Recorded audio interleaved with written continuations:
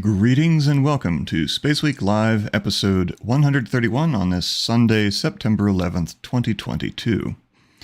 So, welcome back, and let me begin with some photos from the air that I took on my recent trip to Europe, because some of them are space related, actually, and I thought that it would be pretty cool to take a look. So, this here is a view from the left side of our plane as we departed Newark Airport outside New York City.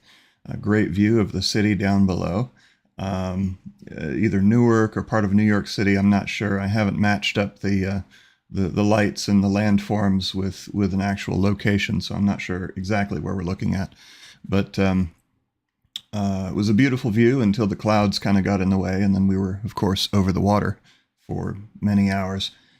But unfortunately, this photo was taken with my phone, not with my big camera, because the camera was stowed in the overhead compartment, and it would have been, well, it would have been like illegal for me to get up and retrieve it at that time.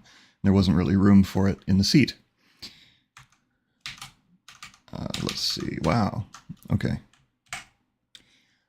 Here we go. So this is a view some hours later of the same flight, taken out the window looking toward the north at the approaching sunrise to the east there, with the Big Dipper in prominent view above the wing. Now, I didn't get a wing seat. My 14-year-old was in, my 15-year-old was in the seat by the window, so I was kind of leaning over them as they were trying to sleep and taking pictures with my phone.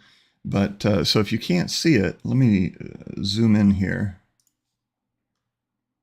to the Big Dipper, which really stands out like no other stars do here in the Northern Hemisphere. But I didn't actually see the Big Dipper with my own eyes at first. I just pointed the camera out the window toward the sunrise and snapped the shot. But then when I looked at it on my phone, I was like, oh my gosh, that's the Big Dipper right in the center of the frame. So I took a few more pictures and captured this.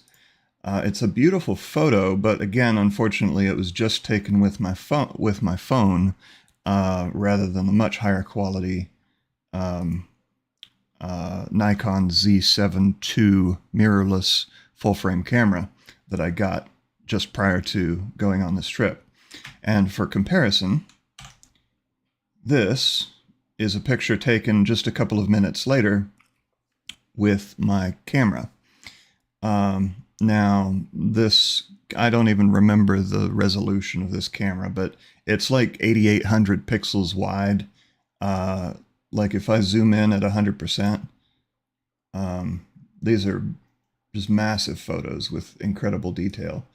Unfortunately, because we were racing toward the sunrise at a few hundred miles per hour, the sky had lightened by the time I got my camera down from the overhead compartment, and the Big Dipper was no longer visible. Like we can look for it, but it's funny how stars and planets do that. Once the sky is light enough, they just disappear. You know, they just, I mean, like at dusk, they wink into existence, and then at dawn, they wink out of existence, and you just can't see them. So, in any case, I wanted to show you those for comparison. Now, there was another, let me find it here.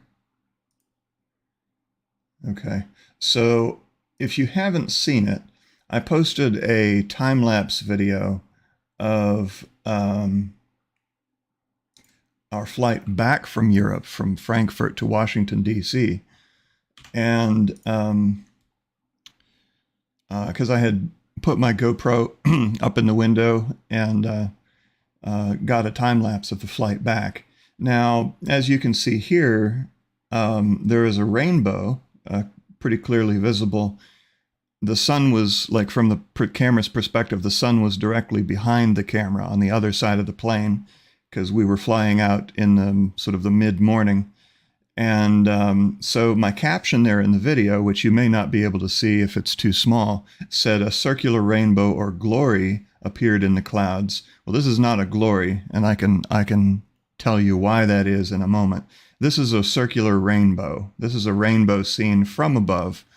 Of course, all rainbows appear opposite. Well, that's sort of a loaded statement, but I should say this type of rainbow appears opposite the sun and extends for about 84 degrees of angle of your viewing. So it's a large circle.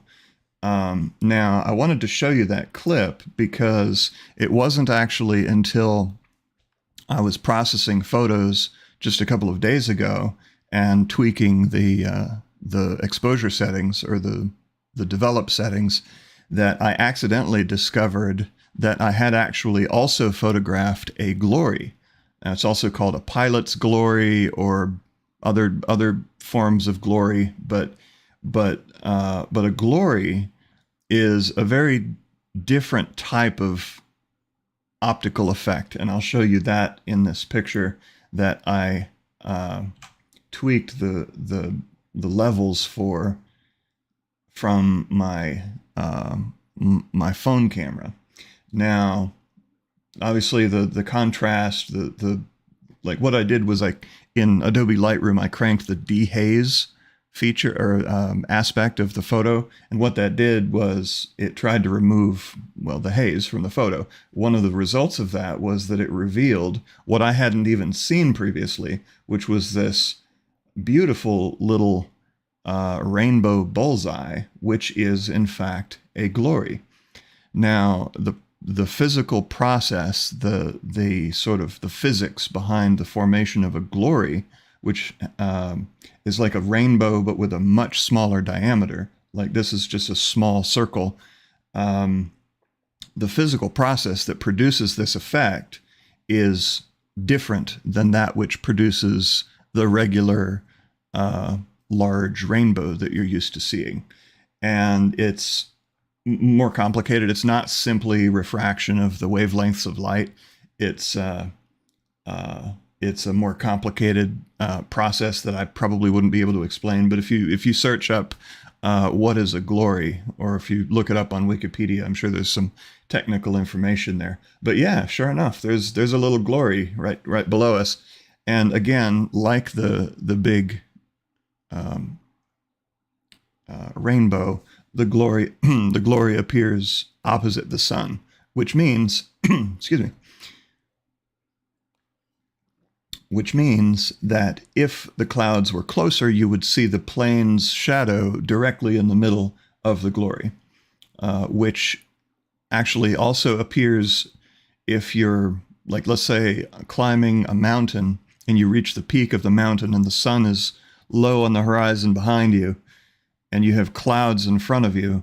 The sun can cast your shadow on the clouds and form a glory around you. It looks like a halo, which is also called a Brocken specter when it appears that way.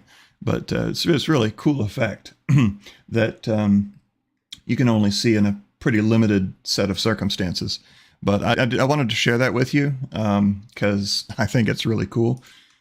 But all right, so looking back at the last week, last Sunday, SpaceX launched a Falcon 9 rocket from Cape Canaveral with more Starlink satellites.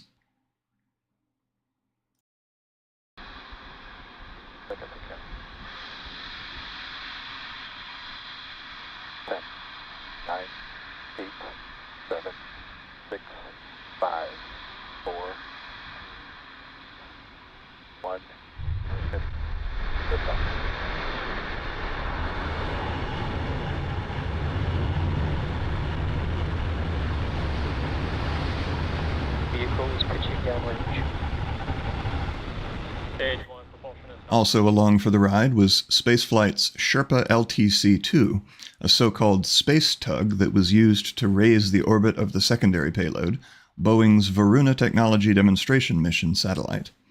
It will orbit 1,056 kilometers above the Earth at a 56-degree inclination for 2 years, testing its V-band communication system in preparation for Boeing's planned 147-satellite broadband constellation. And here's the booster landing. Stage 1 landing burn. There you can see on your screen the landing burn has begun for Falcon 9.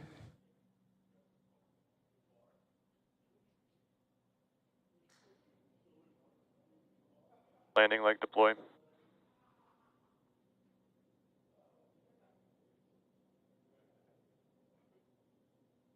And really awesome views of the first stage landing. This marks the 140th overall landing of an orbital class rocket and the 40th launch and landing of 2022. Well done, SpaceX. Then on Tuesday, a Kuaizhou 1A launched from Jiuquan in northwest China with Centispace 1, S3, and S4. According to official sources, these satellites will carry out technical verification tests such as navigation enhancement in orbit.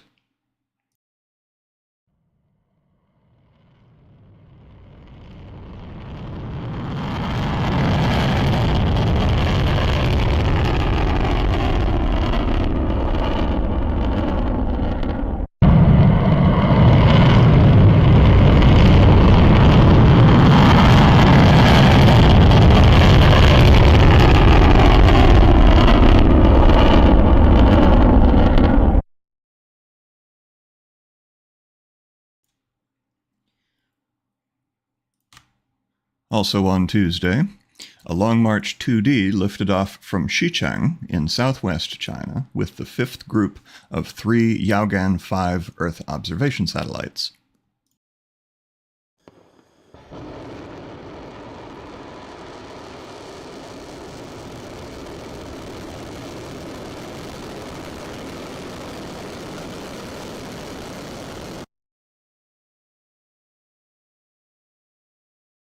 I guess that's all we get to see. On Wednesday, an Ariane 5 rocket delivered the Eutelsat Connect VHTS communication satellite to a geostationary transfer orbit. À tous de DDO, attention pour le décompte final. 10, 9, 8, 7, 6, 5, 4, 3, 2, 1, top.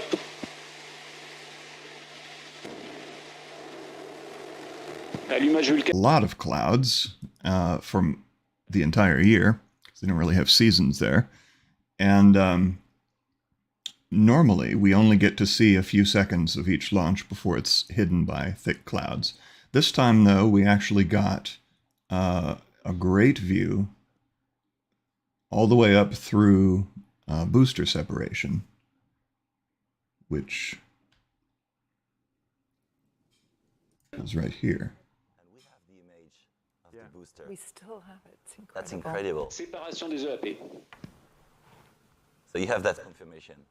Yes, we have the confirmation, yes, as you can see, that the two boosters have been successfully separated. So, Vincent, what I would like to ask Very cool. these two boosters, the launcher is obviously now lighter than it was at takeoff. And this is one of the, I believe, one of the last flights of Ariane 5 before the Ariane 6 is rolled out. I don't have a date on that currently, but then last night, SpaceX set a new record as they launched a booster for the 14th time. On board were some Starlink satellites, 34 I think, plus the Blue Walker 3 test satellite for AST Space Mobile's planned space-based cellular broadband network.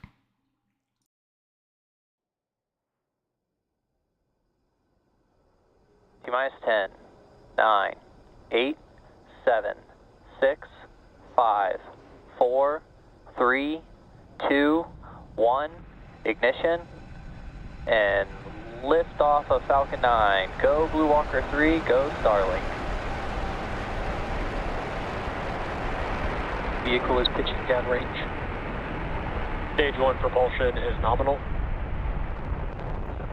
Now, Blue Walker 3 is a 1,500 kilogram beast with a large phased array antenna, 10 meters in diameter, 64 square meters in size. Oh my gosh.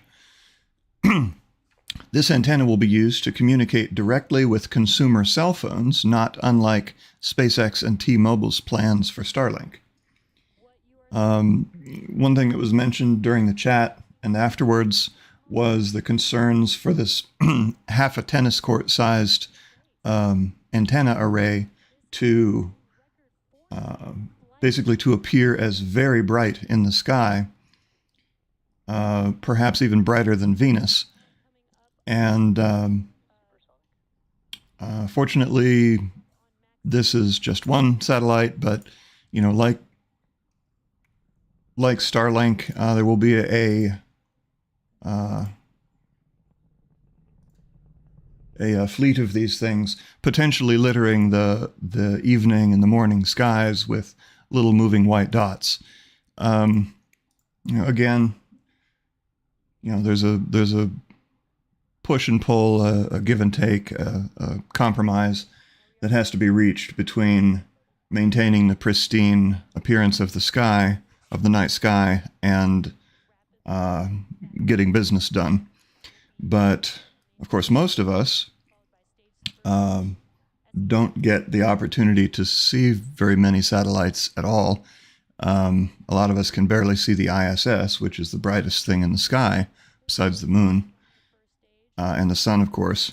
But for astronomy and for folks such as our more rural viewers, the presence of these large, brightly reflecting satellites will definitely mar the night sky. So SpaceX's boosters are designed to be reused at least 10 times. This was the booster's 14th landing. It previously launched Crew Demo 2 with Bob Behnken and Doug Hurley back in May 2020, Onassis 2, Cargo Dragon CRS-21, Transporter 1, Transporter 3, and 8 Starlink missions. It has landed on Of Course I Still Love You 6 times, Just Read the Instructions 4 times, A Short Fall of Gravitas 3 times and Landing Zone 1 at Cape Canaveral once. There are 2 other boosters that have flown 13 times and 2 more that have flown 10.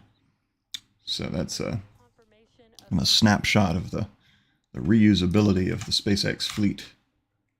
And without further ado, here is the landing. CRS-21, Transporter 1, Transporter 3, and 8 Starlink missions.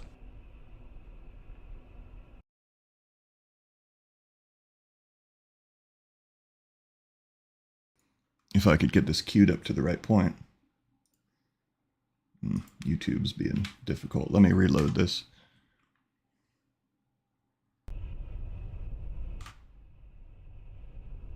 There we had MECO stage separation. On your right-hand screen, you could see the MVAC engine igniting. Bearing separation confirmed. And we Both heard vehicles are on nominal trajectories. we heard a Sorry about that. Stage 1 entry burn shutdown. Stage 1. Landing leg deploy.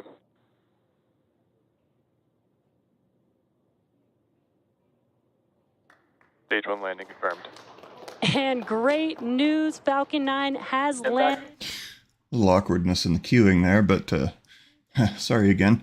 But so we see, no matter how many times these boosters launch, their landing performance, from what I've observed, seems equivalent from the first time through the 14th time.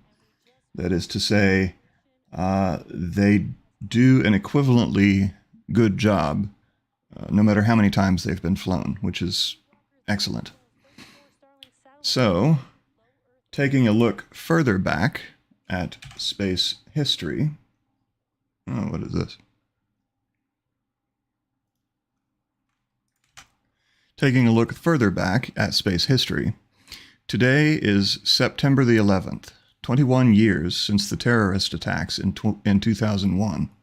A day etched into the memory of a generation and one of the most geopolitically impactful events since World War II. On September 11th, 2001, there was only one American who was not on Earth, or in its atmosphere, Frank L. Culbertson Jr., an astronaut on the Expedition 3 crew aboard the then young International Space Station. As the ISS passed over New York City, Culbertson took this photo. North is oriented roughly to the left. It shows New York City's Manhattan Island with a long plume of smoke emanating from the ruined World Trade Center site. The large green rectangle to its left is Central Park. And of course, the dark line twisting through the frame is the Hudson River and the East River. On the bottom, just left of center, is the horseshoe-shaped Newark Airport, where I flew out of on my recent trip to Europe. Our overnight flight took off to the left, as seen here, and we were seated on the left side of the plane, so while we got some great nighttime city views, we couldn't see Manhattan.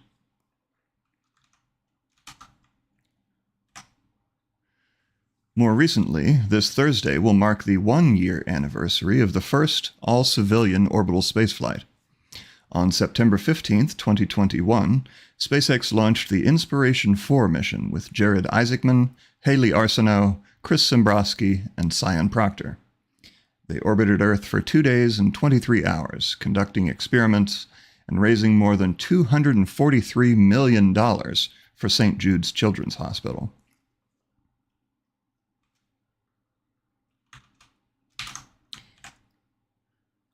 Looking ahead to this week, today, Sunday, September 11th at 6 p.m. Eastern, 2200 UTC, is Firefly Aerospace's return to flight after their previous Alpha rocket failed to launch, or rather, after their launch failed at altitude due to a premature engine shutdown. The previous launch was from Florida, whereas this launch will lift off from Vandenberg in Firefly's home state of California. On board will be a number of unspecified small satellites. They have a 4-hour launch window tonight, so be prepared to exercise some patience. On Monday, September 12th at 9:30 a.m. Eastern, 13:30 UTC, Blue Origin will launch their suborbital New Shepard rocket with a batch of research payloads, no crew this time, up to an altitude of about 104 kilometers and straight back down. Tuesday, September 13th at 9:45 a.m. Eastern, 13:45 UTC, a Chinese Long March 7A will launch an unspecified payload. No live stream for that one, unsurprisingly. Also on the 13th at 10:10 p.m. Eastern, 02:10 UTC on the 14th, SpaceX will launch another batch of Starlinks from Cape Canaveral. Then on Wednesday, September 14th at 4:30 p.m. Eastern, 20:30 UTC, is a Rocket Lab Electron launch from New Zealand with a mission called The Owl Spreads Its Wings. So what about Artemis? When the heck is SLS going to launch? NASA has announced 2 launch options for the Artemis 1 mission, September 23rd between 6:47 a.m. and 8:47 a.m. Eastern, with a mission duration of just 26 days, or September 27th between 11:37 a.m. and 12:47 p.m. Eastern, with a mission duration of 40 days. Both options would have a shorter mission duration than the 42 days NASA had been targeting. NASA's overall launch window for Artemis 1 includes 14 opportunities between September 19th and October 4th, excluding September 29th and 30th, and 11 opportunities between October 17th and October 31st, excluding October 24th, 25th, 26th, and 28th. I want to take a moment to heartily thank my stalwart channel supporters on whatever platform you wish to support the channel from. Of course, I may not have monetization on YouTube anymore, but Patreon is still the best way to offer your support. And Patreon only takes a small cut of the donations, whereas YouTube takes a whopping 30%. So all those channel memberships, super chats, and super whatevers that were done through YouTube took 30% of that.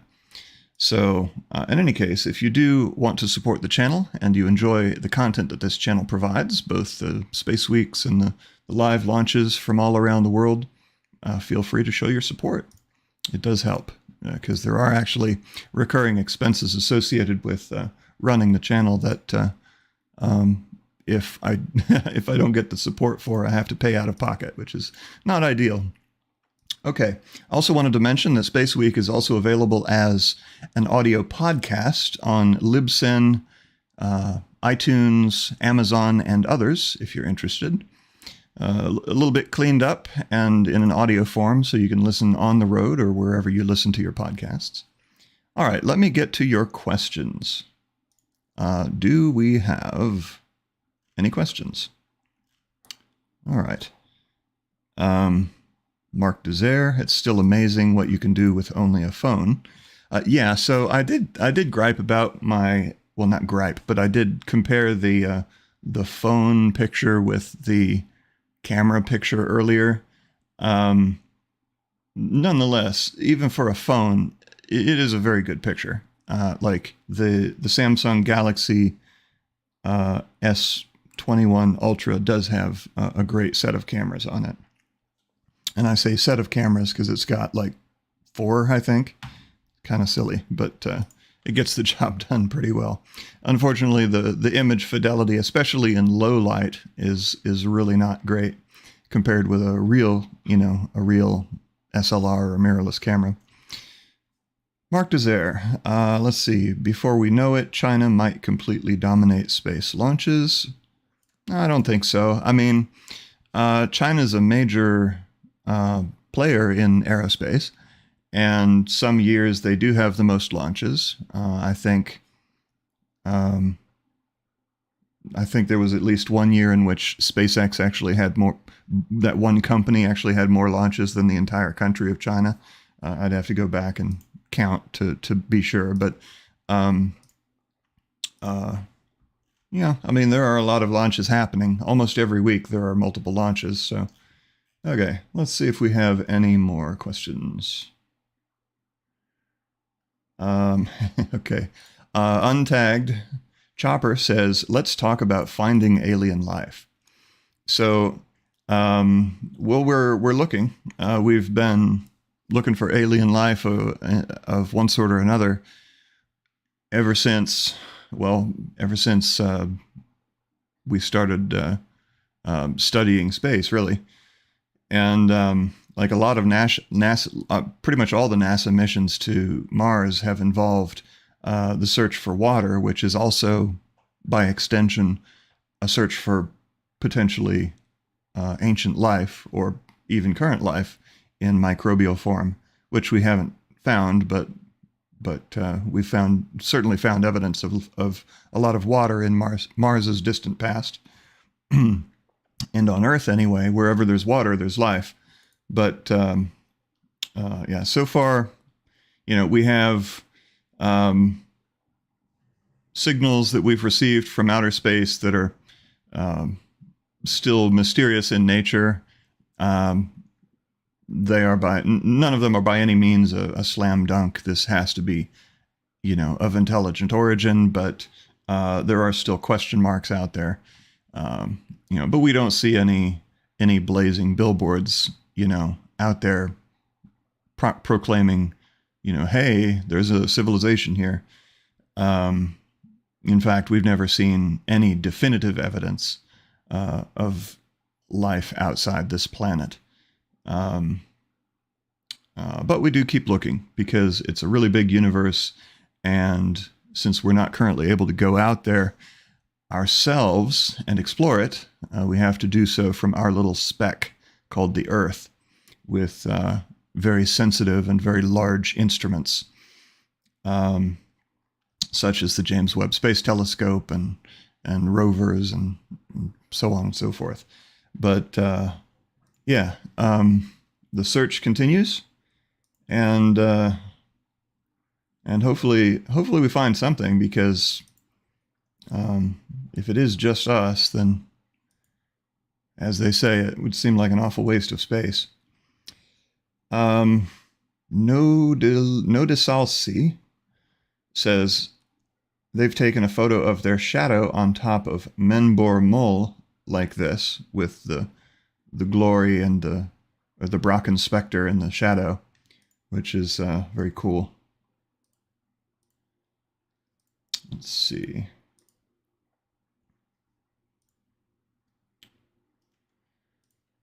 Scanning for more questions in which my name was not tagged.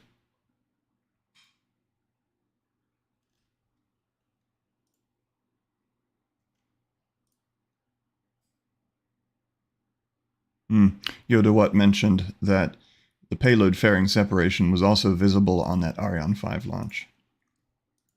That's true.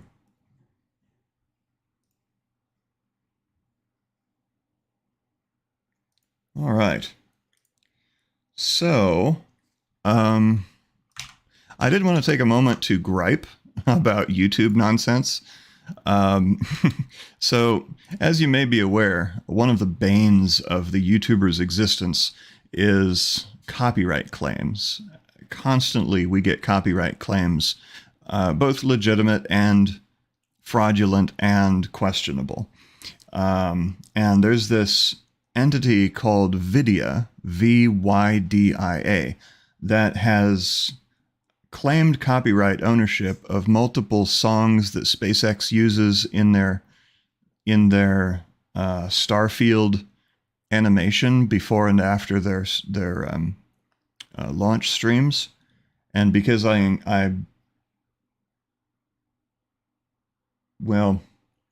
as well as during like their coast phases. So if SpaceX has a coast phase, then I don't usually dub over that audio, and so it keeps the SpaceX music playing during the coast phase. And so they've claimed copyright on multiple of those songs, which has caused literally dozens of my videos to pop up with copyright claims over the past few weeks. The thing is, normally when a copyright claim is filed, not only do you see like the portion of the video that the claim applies to, but also they tell you the name and the artist of the song whose supposed work is copyrighted. But Vidya has chosen to hide their metadata, so I can't see anything about the supposed content that they're claiming the SpaceX songs are violating the copyright of, which is shady as hell because I can't independently validate the legitimacy of the copyright claims, which I normally do. Whenever I get a copyright claim, I'm like, is this valid?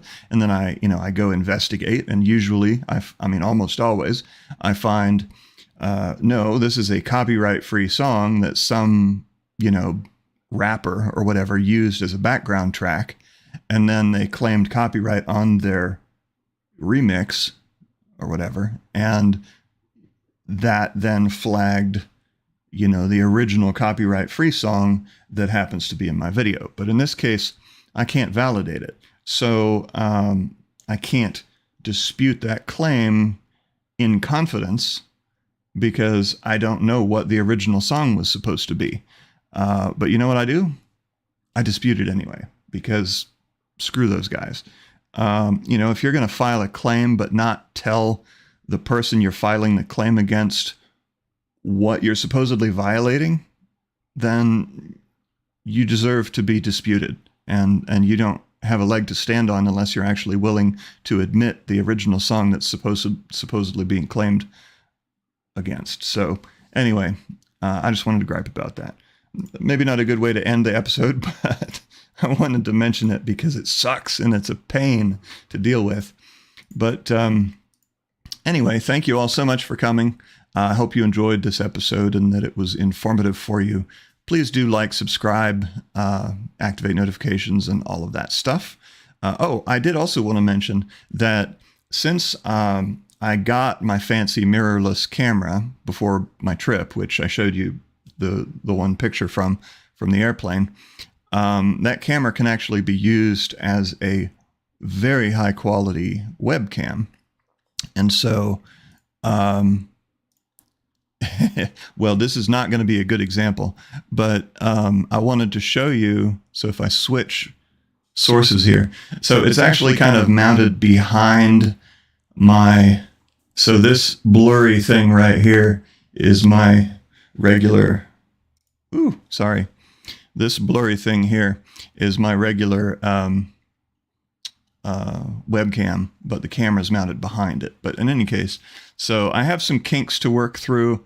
Now, what you're not seeing here is some weird like lines that were appearing across the screen. It's also the color balance is off, and the zoom is whatever. But in any case, I'm working on it. So this is a low resolution downlink from the camera using the Nikon integrated software. But I have ordered a 4K capture device that will allow me to get a high quality feed from the camera. And so within 1 or 2 weeks, perhaps, SpaceWeek will look hopefully a lot crisper. But not CRISPR-Cas9, because that's something different. All right. So in any case, goodbye for now. Keep it raw, and I'll catch you in the next video.